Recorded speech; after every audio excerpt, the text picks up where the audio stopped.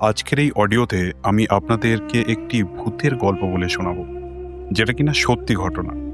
এটাকে অবশ্য গল্প না বলে ভৌতিক অভিজ্ঞতা বললেই ভালো। এবং আমি যার কাছ থেকে এই গল্পটা শুনেছি তার বক্তব্য এই যে এটি কোনো গল্প নয়, এটি একটি অভিজ্ঞতা। এবং ঘটনাটি শুনে যেহেতু আমি বেশ ভয় পেয়েছিলাম, তাই ঠিক করলাম আপনাদের সাথে এই অভিজ্ঞতাটা শেয়ার করা যায়। সো আমি সুরজিৎ আছি আপনাদের সাথে, চলে যাচ্ছি সরাসরি গল্পেতে। গল্পটি শোনা আমার কলেজের সময়ের এক বন্ধুর থেকে। তখন আমি হস্টেলে থাকতাম। গল্পটি আমার বন্ধুর মামাবাড়ির দাদু, মানে তার মায়ের বাবার সাথে ঘটে যাওয়া একটি ঘটনা। আগে তাদের যেখানে বাড়ি সেই জায়গাটার ব্যাপারে একটু বলে রাখি। বীরভূমের একটি ছোট গ্রাম, আর তার পাশ থেকেই চলে গেছে একটি ছোট নদী। বর্ষাকাল বাদ দিলে নদীটি খুবই শান্ত, আর তার ওপর থেকে চলে গেছে রেলের একটি ব্রিজ। সব মিলিয়ে গ্রামটি ছবির মতোই সুন্দর। আমার সেই বন্ধুর মামাবাড়িটিও ছিল তাদের 2 গ্রাম পরে। আমার সেই বন্ধুর দাদু পেশাতে কৃষক ছিল। এটি যেই সময়ের কথা, তখন তিনি বিবাহিত। তার যে স্ত্রী, তিনি ছিলেন সন্তান সম্ভবা। এরই মধ্যেই দাদুর শ্বশুর বাড়ি থেকে একটি অনুষ্ঠানের নিমন্ত্রণ আসে, এবং সেখানে ঠিক হয় যে তাদের যেতেই হবে। এখানে বলে রাখা ভালো, আগেকার দিনে লোকজনের মধ্যে এটি ছিল যে যেভাবেই হোক তারা নিমন্ত্রণ রক্ষা করতই। কিন্তু তারা ভাবতে লাগলো তার স্ত্রী এই অবস্থায় কিভাবে অত দূরের পথ পার করবে, কেননা এই সময় বেশি হাঁটা চলা ভালো না। এমতো অবস্থায় হলো তিনি, অর্থাৎ দাদু, একাই যাবে সে নিমন্ত্রণ রক্ষা করতে। আগেকার দিনে কিন্তু যাতায়াত ব্যবস্থা এখনকার মতো এত সুগম ছিল না। তাদের বাড়ি থেকে তাদের শ্বশুর বাড়ির দূরত্ব ছিল প্রায় 8 মাইল। বেশ কিছুটা হাঁটা পথ, তারপর নদী পার হয়ে আরো 5 মাইল। দিনটা ছিল জ্যৈষ্ঠ মাসের শেষের দিকে, এবং সেদিন সকালে বাড়ি থেকে বেরোনোর আগেই এক পশলা বৃষ্টি হয়ে যাওয়ায় দাদুর বেরোতে বেশ দেরি হয়ে গেল।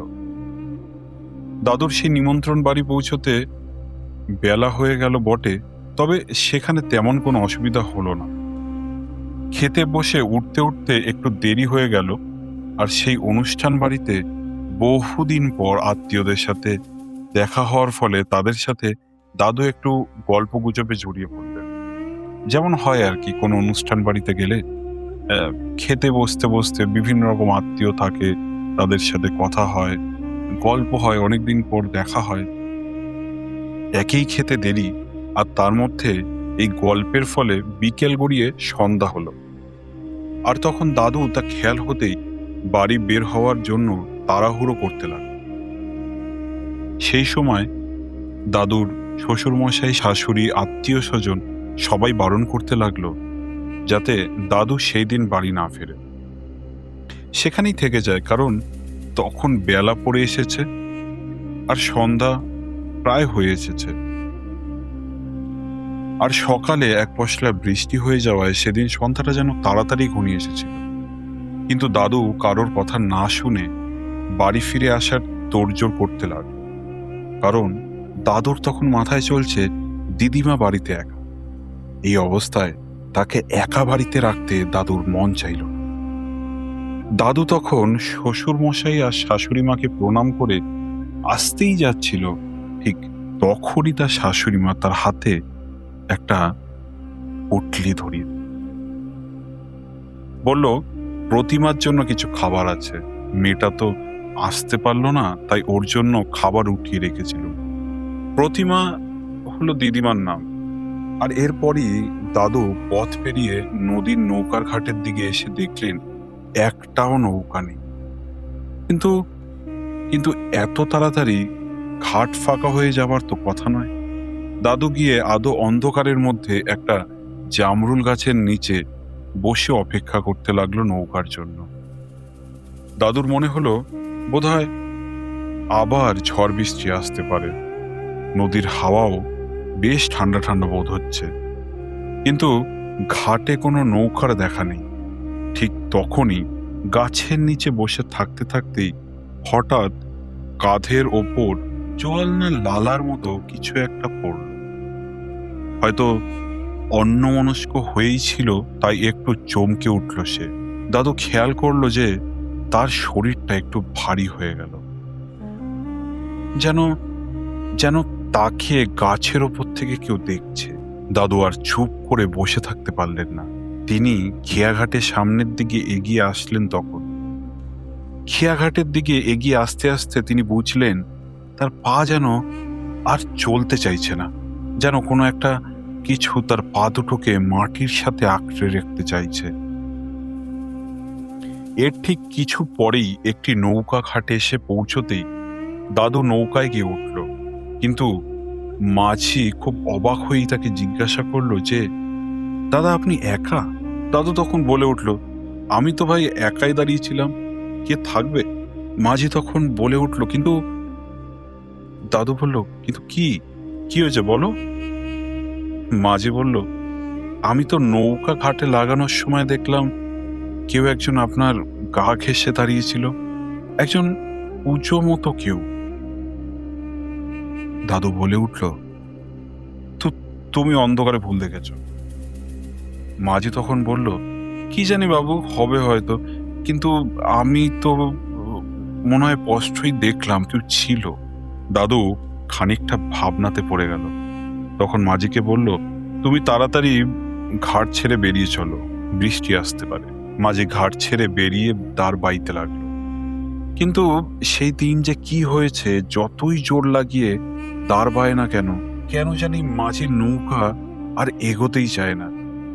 যেন মনে হচ্ছে অনেক ভারী কিছু এই নৌকায় এসে বসেছে।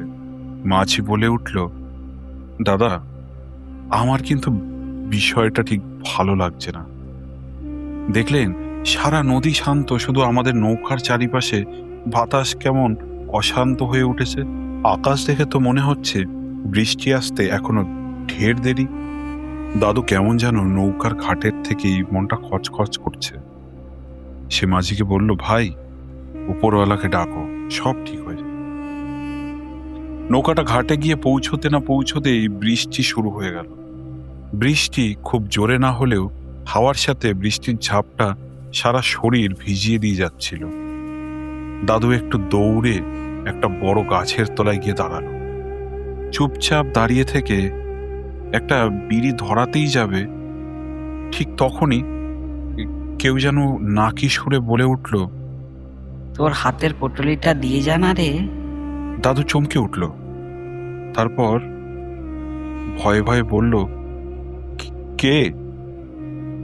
কোনো আওয়াজ এলো না।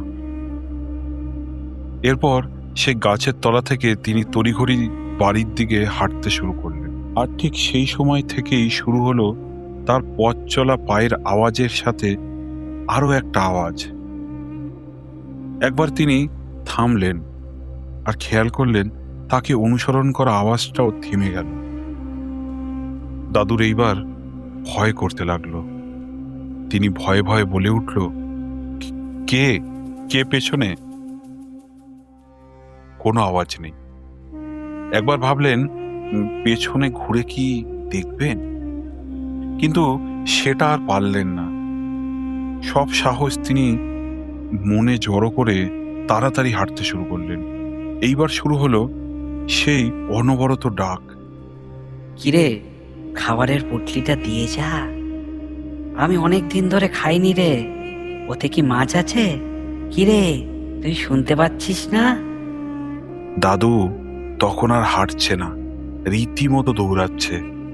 আর সেই পায়ের শব্দও জানি তারই সাথে চলছে একইভাবে।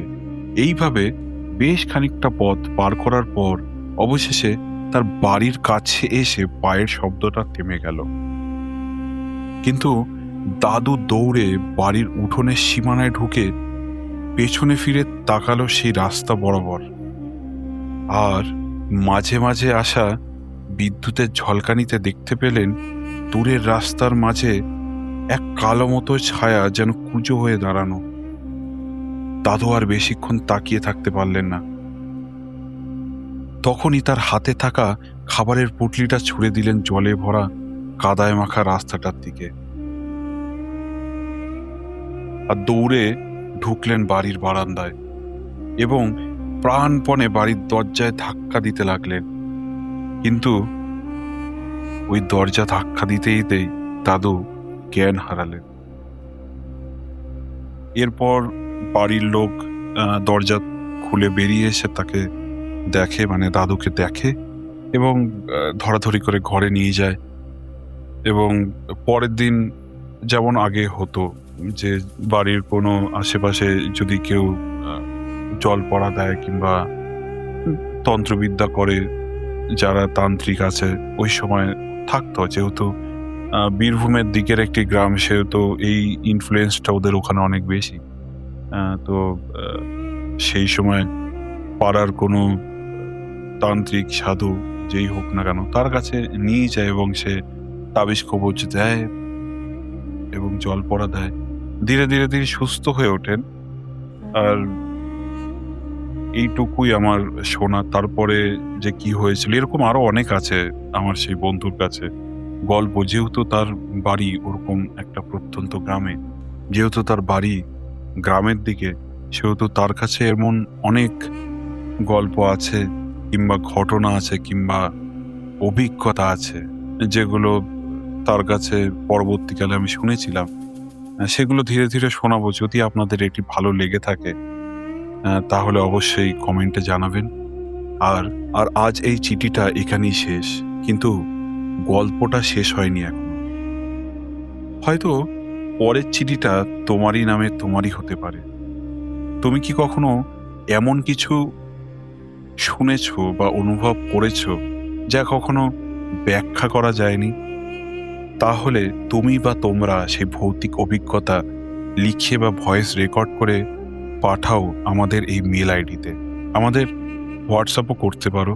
সেক্ষেত্রে আমাদের নিচে দেওয়া ডেসক্রিপশন বক্সে মেল আইডি এবং হোয়াটসঅ্যাপ নম্বর দেওয়া থাকবে। আমি আশা করব তোমাদের সাথে যদি এমন কোনো ঘটনা ঘটে থাকে তাহলে প্লিজ তোমরা আমায় পাঠাও, ঘটনা লিখে কিংবা ভয়েস করে। আমি তোমাদের হোস্ট সুরজিৎ আগামী দিনে তোমাদেরই গল্প আমার এই চ্যানেলে শোনাবো। হয়তো পরের চিঠিটা তোমারই অভিজ্ঞতা নিয়ে হতে পারে। নমস্কার, শুভরাত্রি।